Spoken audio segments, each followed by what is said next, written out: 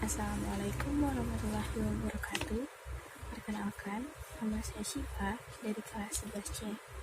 Di sini saya ingin menjelaskan kepada kalian bagaimana jalannya proses demokrasi di Indonesia. Sebelumnya, kita perlu tahu kapan sih suatu sistem pemerintahan bisa disebut demokrasi. Hal tersebut dapat dilihat dari indikator yang dirumuskan oleh Afan Gofar. Yang pertama ada akuntabilitas, yaitu wakil rakyat harus dapat mempertanggungjawabkan kebijaksanaan yang hendak atau akan diambil. Yang kedua ada rotasi kekuasaan yang dilakukan secara periodik sehingga tidak terjadi penyalahgunaan kekuasaan. Yang ketiga ada rekrutmen politik yang terbuka sehingga wakil yang diusung benar-benar bisa membawa aspirasi rakyat. Yang keempat ada pemilihan umum, yaitu sarana yang dapat melakukan rotasi kekuasaan dan rekrutmen politik. Yang kelima ada pemenuhan hak-hak dasar yang dijamin oleh Undang-Undang Dasar, termasuk hak untuk bebas maupun hak untuk menyatakan pendapat. Pelaksanaan demokrasi di Indonesia dibagi menjadi 5 bagian. Yang pertama ada periode 1945 sampai 1949. Pelaksanaan demokrasi baru terbatas pada berfungsinya pers yang mendukung revolusi kemerdekaan. Pemerintahan harus memusatkan energi untuk mempertahankan kemerdekaan, menjaga kedaulatan negara agar tetap bersatu. Partai politik tumbuh dan berkembang, namun fungsi utamanya untuk memenangkan revolusi kemerdekaan dan menanamkan semangat anti penjajah pada masyarakat. Hal dasar yang diletakkan pada era ini adalah pemberian hak politik secara menyeluruh.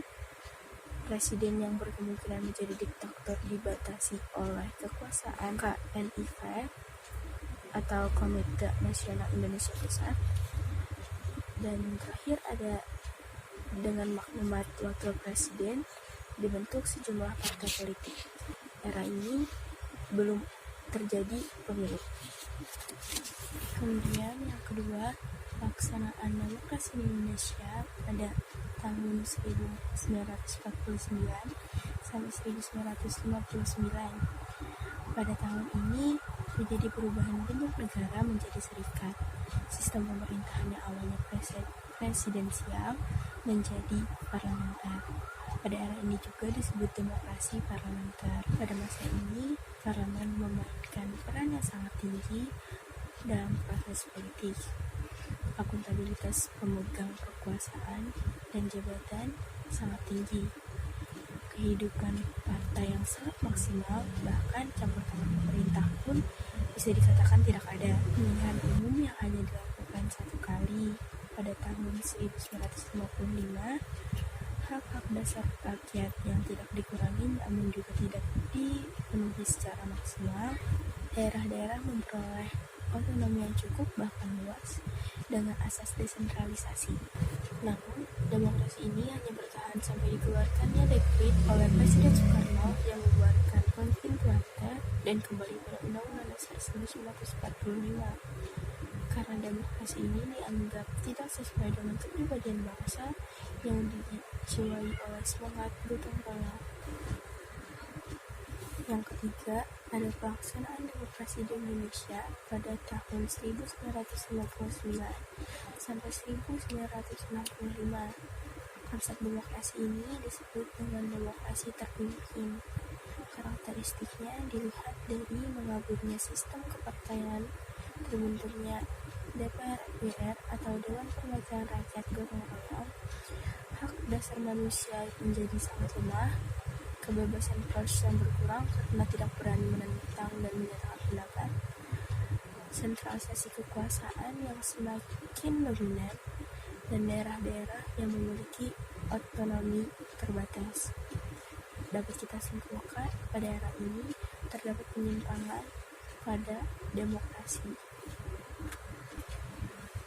Selanjutnya ada pelaksanaan demokrasi pada tahun 1965 sampai 1998.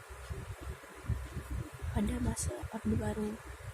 Visi utama pemerintahan Orde Baru adalah untuk melaksanakan Pancasila dan Undang-Undang Dasar 1945 secara murni dan konsekuen.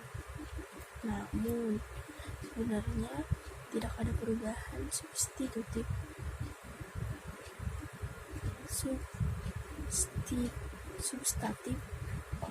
Namun, sebenarnya tidak ada perubahan substantif dari politik Indonesia. Pusat proses politik berada di tangan presiden. Bahkan rasanya lebih disebut kediktatoran. Karena rotasi kekuasaan sangat kecil terjadi, rekrutmen politik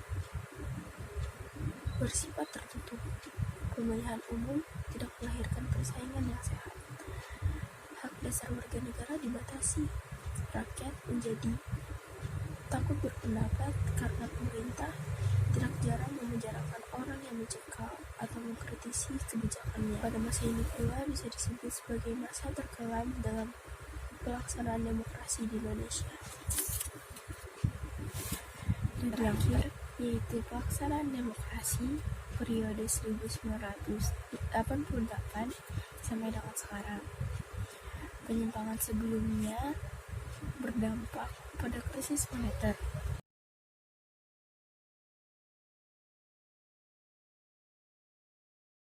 dan rendahnya tingkat kepercayaan masyarakat terhadap pemerintah. Dari sini timbul gerakan massa yang menuntut Presiden Soeharto mundur dari jabatannya. Kepemimpinan nasional segera beralih dari Soeharto ke Habibie. Indikatornya yaitu diberikannya ruang kebebasan pers dan diberlakukannya sistem multipartai dalam pemilu 1999.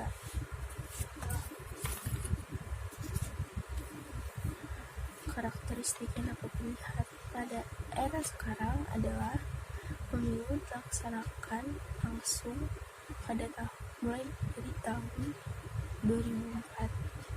Rotasi kekuasaan mulai dari pemerintah pusat sampai tingkat desa. Pola rekrutmen dilakukan secara terbuka dan sebagian besar hak dasar rakyat dapat terjamin. Mungkin dari saya itu saja yang dapat saya sampaikan. Lebih kurangnya mohon maaf. Terima kasih telah menonton. Mohon maaf apabila terdapat banyak kesalahan. Wassalamualaikum warahmatullahi wabarakatuh.